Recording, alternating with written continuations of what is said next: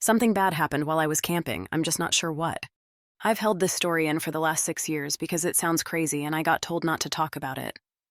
I went camping 6 years ago with a now ex-boyfriend of mine.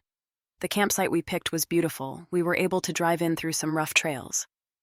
The spot we picked was next to some hiking trails that weren't very far from some natural hot springs and a huge waterfall. We were in the middle of nowhere. Absolutely no one was around. We set up camp next to the car, went hiking, soaked in the hot springs, came back and had dinner. It was all very normal. Until we woke up the next day.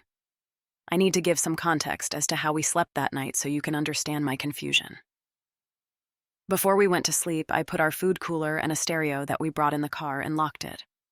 I put the keys in the front pocket of my backpack and put the backpack next to my sleeping bag on the far side of the tent away from the door of the tent.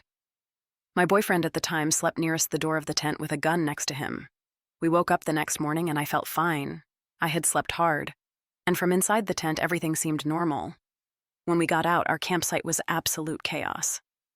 The fire pit we had made was ruined. The cooler had been thrown and food was scattered all over the place. The stereo was smashed to pieces laying next to a tree. All of the car doors were open, including the trunk.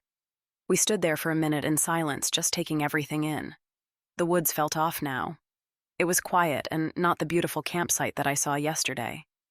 Everything about those woods felt wrong now.